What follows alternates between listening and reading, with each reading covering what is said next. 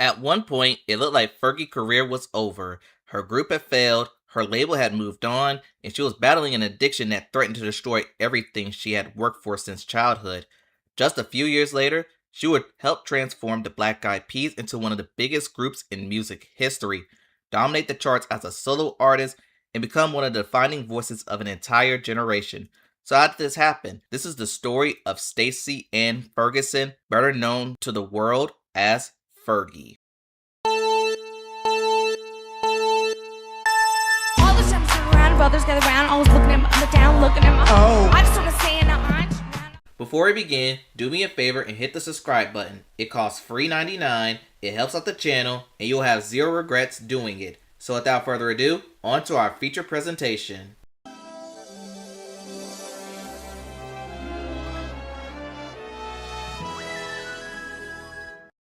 Stacy Ann Ferguson was born on March 27, 1975 in Hacienda Heights, California. While many kids were spending their childhood playing outside, Stacy was already stepping into the entertainment industry. Raised by her parents, both school teachers, she showed an interest in performing at an early age and soon began landing commercial work. Her first major break came through the Peanuts franchise, where she voiced Sally Brown in the television specials It's the Flash Beagle, Charlie Brown, and Snoopy's Getting Married, Charlie Brown. She'll also reprise the role in several episodes of the Charlie Brown and Snoopy Show, giving her a valuable experience in front of the microphone before even becoming a teenager. But it was in 1984 that her career took an even bigger leap. Stacy joined the cast of the musical children's television series Kids Incorporated. The show would eventually become a launching pad for several future stars like Jennifer Love Hewitt, Shanice, Mario Lopez, to name a few. And Stacy quickly became one of its standout performers. Remaining with the series for 6 seasons, she became the longest tenured original cast member, spending much of her childhood singing, dancing, and performing in front of television audiences across. After her time on Kids Incorporated came to an end, Stacy Ferguson faced a challenge that many former child stars know all too well: figuring out what came next. Rather than stepping away from the spotlight, she turned her attention to music. Alongside fellow Kids Incorporated alum Renee Sandstrom and friend Stephanie Riddell, Stacy formed a girl group called New Rhythm Generation, better known as NRG. A few years later, in 1992, the trio adopted a new name, Wild Orchid. The change reportedly stemmed from a legal dispute involving their former management, prompting the girls to make a fresh start. They eventually hired the mother of former Kids Incorporated star Martika as their new manager. Wild Orchid soon landed a recording contract with RCA Records. One of their earliest opportunities came when they recorded the theme song for the sitcom Hope and Gloria, a sign that the industry was beginning to take notice. In March 1997, the group released their self-titled debut album. The record produced several singles including At Night I Pray, Talk to Me, and Supernatural. While the album earned modest chart success, it fell short of becoming the breakthrough the trio had hoped for. A second album, Oxygen, followed in September 1998. Unfortunately, it performed even worse commercially, but despite disappointing sales, Wild Orchid remained active.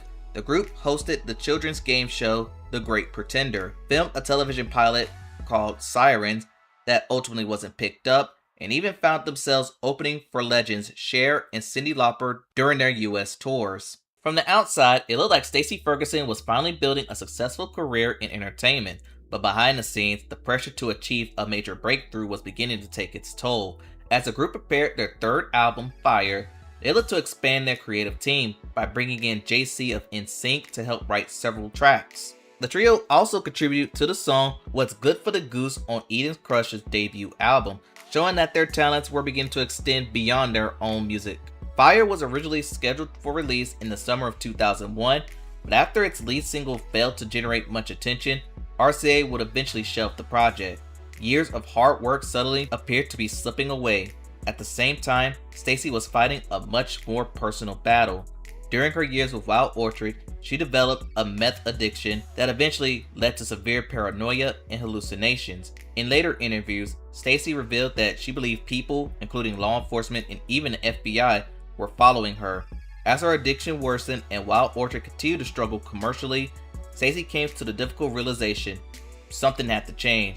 She made the decision to leave the group she spent nearly a decade building. Wild Orchid would later release one final album independently as a duo before officially disbanding in 2003. For Stacy, walking away was only the beginning. She eventually overcame her addiction, later describing meth as the hardest boyfriend I ever had to break up with. At this point, Stacy Ferguson's music career seemed all but over, but just as one chapter was closing, an unexpected opportunity was about to change her life forever. After getting sober, Stacy began to work towards a solo career and started searching for producers who would help bring her vision to life. During a stop in Minnesota, she crossed paths with Will.i.am and asked if he would be interested in writing and producing songs for her debut album, but Will.i.am had another idea. The Black Eyed Peas were in the middle of recording their third album, M.I.L.F, and were looking for a female vocalist after the departure of original member Kim Hill. Believing Stacy would be a perfect fit, he invited her to the studio to record the track, Shut Up. The session was a success. One song quickly turned into 4, and it became clear that Stacy had undeniable chemistry with Will.i.am and the rest of the Black Eyed Peas. Jimmy Iovine, head of Interscope Records, reportedly took notice and encouraged the group to make her a permanent member. Stacy accepted, officially joining the Black Eyed Peas. She also decided it was time for a fresh identity, dropping Stacy Ferguson as her stage name and adopted the nickname Fergie, a play on her last name that her friends used for years. Her arrival marked a major turning point for the group. Up until then, Black Eyed Peas had built their reputation as an alternative hip-hop act, but with Fergie's powerful vocals and pop sensibilities, the band's sound began to evolve. That evolution wouldn't just change the group's future, it will help define pop music for the next decade. In June 2003, the Black Eyed Peas unveiled their new lineup with the release of Elephunk. Listeners got their first taste of what Fergie brought to the table on the album's lead single, Where's the Love. Featuring a message of unity and social awareness, the song became a global phenomenon, reaching the top 10 on the Hot 100 and climbing to number 1 in various countries. The momentum didn't stop there. The very next song was the song Fergie originally recorded as an audition in Shut Up, and that became another international success, although it wasn't released as a commercial single in the United States and therefore couldn't be on the Billboard Hot 100 at the time. But it topped the charts across several countries and further proved that the group's new direction was connecting with audiences. Another major hit followed with Let's Get It Started. Originally under a different title, the song was reworked for mainstream release and became one of the defining party anthems of the decade. While it peaked at number 21 on the Hot 100, its popularity helped push Elephunk to multi-platinum status. The music industry quickly took notice. At the 2004 Grammys, Black Eyed Peas earned 2 nominations, including Record of the Year for Where's the Love, and a year later, they found themselves back in the same category with Let's Get It Started. This time, they did not leave empty-handed. They took home the Grammy for Best Rap Performance by a Duo or Group, the first Grammy victories of their careers. For Fergie, the transformation was complete. Just a few years earlier, she had walked away from Wild Orchid believing her music career was over. Now, she's a member of one of the hottest groups on the planet, and the momentum just kept going. In June 2005, the Black Eyed Peas released their 4th studio album, Monkey Business. The album's lead single, Don't Funk With My Heart, became another major hit, climbing to number 3 on the Hot 100 and earning the group widespread acclaim. The follow-up single, Don't Lie, continued the album's success, reaching the top 20 in various countries, but it would be the next single that had everyone talking, In My Humps. Quickly became one of the most recognizable songs of the 2000s. Critics were divided over its playful and repetitive lyrics, while some dismissing it as one of the group's weaker efforts. Audience, however, had a different opinion. The song became another massive hit, reaching number 3 on the Hot 100 and turning into a full-blown pop culture phenomenon. By the end of its run, Monkey Business had become an even bigger commercial success than its predecessor, eventually selling more than 6 million copies in the United States alone. And the accolades continued to pile up as well. At the 2006 Grammys, the Black Eyed Peas won Best Rap Performance by a Duo Group for Don't Funk With My Heart, giving the group their second consecutive victory in that category. And a year later, in one of the more surprising moments of the ceremony, My Humps took home the Grammy for Best Pop Performance by a Duo Group with Vocals, somehow. At this point, the Peas weren't simply successful, they had become one of the biggest pop groups in the world. But while the band was dominating the charts together, Fergie was already preparing for her biggest challenge yet, stepping into the spotlight on her own. Even as the Black Eyed Peas were taking over the world, Fergie had never abandoned the idea of making a solo album. Back when they first met, Will.i.am had promised that one day he will help her make that dream a reality. And now, he was keeping that promise. In September 2006, Fergie released her debut solo album, The Dutchess. The title itself was a playful nod to Sarah Ferguson, the Duchess of York, while also embracing her own last name. The album quickly became one of the defining pop releases of the decade. Its lead single, London Bridge, reached number 1 on the Billboard Hot 100, immediately proving that Fergie could succeed outside of the Black Eyed Peas. How come every time you come around my London Bridge wanna go down? The hits kept coming. Fergalicious, featuring Will.i.am, climbed to number 2. So delicious. It's hot, so delicious. While Glamorous and the emotional ballad Big Girls Don't Cry both reached number 1.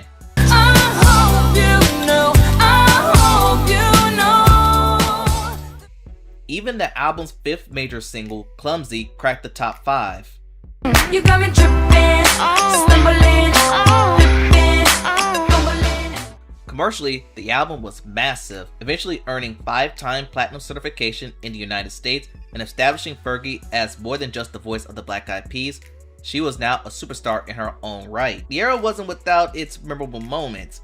During a performance at the 2006 Billboard Music Awards, Fergie appeared to struggle through a part of her verse, creating one of the more talked about live television moments of her early solo career.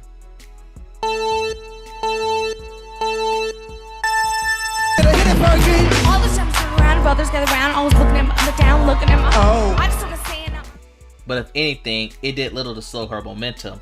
Success wasn't limited to her professional life either. In 2004, Fergie began dating actor Josh Duhamel after he openly admitted that he had a crush on her. The two eventually met when the Black Eyed Peas appeared on his television series Las Vegas. The relationship quickly blossomed, leading into an engagement in 2007 and a wedding ceremony 2 years later. As Fergie's popularity continued to grow, so did her ambitions outside of music. Looking to expand her brand, she partnered with the fashion company Kipling to launch her own handbag collections. In 2008, she also entered the footwear industry, signing a license deal with Brown Shoes Company to create her own line of shoes. And it was another sign that Fergie was evolving from pop star into a full-fledged businesswoman. 2009 would become the year the Black Eyed Peas conquered the music world. In June 2009, the group released their 5th studio album, The End, short for The Energy Never Dies. The project marked another evolution in the band's sound, embracing electronic and dance influences that will soon dominate pop music. The album's lead single, Boom Boom Pow, became the group's first #1 hit on the Hot 100, where it remained there for an incredible 12 weeks. But somehow, they managed to top that. The follow-up single, I Got a Feeling, exploded into a global phenomenon and replaced Boom Boom Pow at the #1, making the Black Eyed Peas one of the few acts to ever knock themselves out of the top spot. The song will go on and spend another 14 weeks at the #1. Combined, the two singles gave the group an astonishing 26 consecutive weeks atop the Billboard Hot 100, which is a record of spending nearly half the year at #1. And the hits just kept coming. Meet Me Halfway reached the top 10, while I'ma Be returned to #1, giving the group yet another chart-topping single. Beyond the numbers, The End proved to be one of the most influential pop albums of its era. Its fusion of hip-hop, pop, and electronic dance music helped usher in the dance pop explosion that would dominate the early 2010s. Commercially, the album was another blockbuster, eventually earning 6-time platinum certification in the United States. Away from the music, Fergie continued to expand her portfolio, becoming part owner of the NFL's Miami Dolphins in 2009. To support their album, the Black Eyed Peas launched the End World Tour, performing for millions of fans across the globe. Then came the Grammys. The group took home 3 trophies, which included Best Pop Performance by a Duo Group with I Got a Feeling, and Best Short Form Music Video for Boom Boom Pow.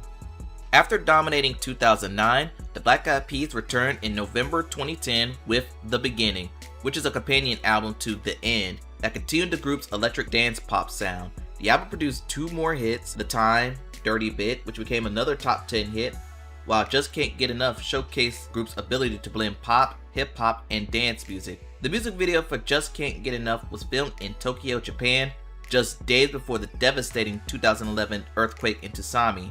Following the tragedy, the group dedicated the video to the people of Japan.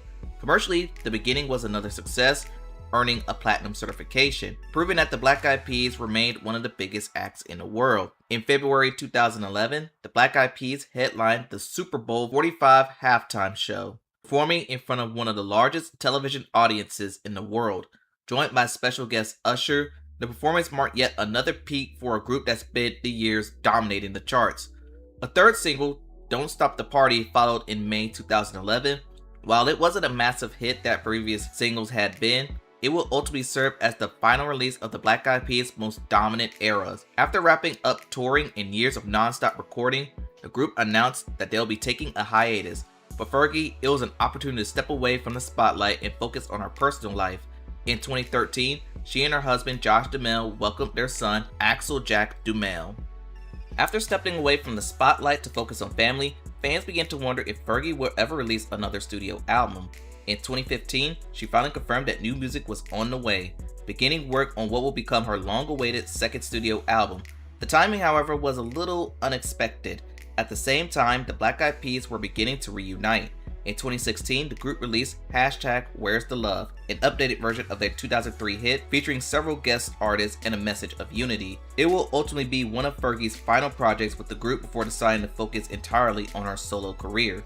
That same year, Fergie launched her comeback single, M.I.L.F. Money. According to Fergie, the song was meant to celebrate women who successfully balance motherhood, careers, and their own personal confidence, even joking that the title stood for Moms I Like to Follow. But when the music video arrived, it quickly became one of the year's biggest talking points. I got that MILF money. You got that MILF. Featuring celebrity mothers such as Kim Kardashian, Ciara, and Chrissy Teigen, the video embraced bold and provocative imagery. Supporters viewed it as empowering celebration of modern motherhood, while critics argued that it leaned too heavily into sexualizing that image. Whether the audience loved it or hated, one thing was for certain: people were talking about Fergie again. In September 2017, after years of anticipation, she finally released her second studio album, Double Dutchess. Alongside the album, Fergie unveiled Double Dutchess Sing Double, a visual film that brought the project's songs to life and showcased her continuing desire to push creative boundaries. Following the release of Double Dutchess, Fergie's personal life was also beginning to change. In 2017, she and actor Josh Duhamel announced that they separated after several years of marriage. Their divorce would later be finalized in 2019. Professionally, another chapter was also coming to an end. In 2018, Will.i.am confirmed that Fergie will not be returning to the Black Eyed Peas, explaining that she wants to focus on motherhood and her own creative pursuits. That same year, Fergie found herself at the center of one of the most talked about moments of her career. At the 2018 NBA All-Star Game, she performed the United States national anthem, opting for a unique jazz-inspired interpolation rather than a traditional rendition. While Fergie intended to deliver something different, the performance was met with widespread criticism and quickly became a viral topic across television and social media.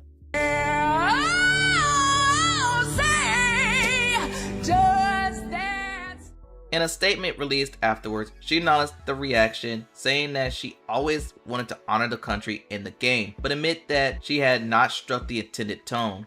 Rather than retreating completely from the public eye, Fergie continued to explore new opportunities. In 2018, she became the host of Fox Music competition series The Four Battle for Stardom. The show ran for 2 seasons and created several memorable and viral television moments along the way. In the years that followed, Fergie maintained a low profile. But in 2022, a new generation of music fans was unexpectedly introduced to her work when Jack Harlow sampled her 2007 hit Glamorous for his chart-topping single, First Class. The song became a massive success, and later that year, Fergie joined Harlow on stage at the MTV Video Music Awards, reminding audience that her influences on pop music were still being felt after years of her biggest hits. In 2025, the Black Eyed Peas hit Rock That Body found a new audience after becoming part of a viral TikTok trend, introducing the song to an entirely new generation of listeners. The following year, the American Music Awards introduced a brand new fan-voted category, Best Throwback Song. Competing against classics like Goo Goo Dolls' Iris and Four Non-Blondes' What's Up, Rock That Body emerged as the winner. When the Black Eyed Peas took the stage to accept the award, fans was treated to something they haven't seen in nearly a decade. Fergie reunite with will.i.am and the rest of the P's, sharing the stage with her former bandmates for the first time in nearly a decade. It was a reminder that despite the years apart, the music they created together had never truly gone away. Fergie's story was never just about chart positions or awards, it was about perseverance. From child actress to struggling young artist, from battling addiction to become one of the defining voices of the 2000s, she reinvented herself time and time again. Few artists have successfully navigated the transition from child star to global pop icon. Even fewer have managed to thrive both as the face of one of the biggest groups in the music industry and as a solo superstar. Whether you remember her as the voice behind Big Girls Don't Cry, the energy of the Black Eyed Peas, or the artist who helped define an entire era of pop music, one thing's for certain, Fergie's legacy was never built on a single moment. It was built on a remarkable ability to keep finding her way back to the spotlight. And that concludes the story of Fergie. Tell me what y'all think in the comments below. Please hype, like, comment, and subscribe, as majority of you watching this video aren't subscribed to the channel. Anyway, thanks for watching, and I'll see you next time. The following was a JGTV production. Thanks for watching. You gotta be careful when you pick fights.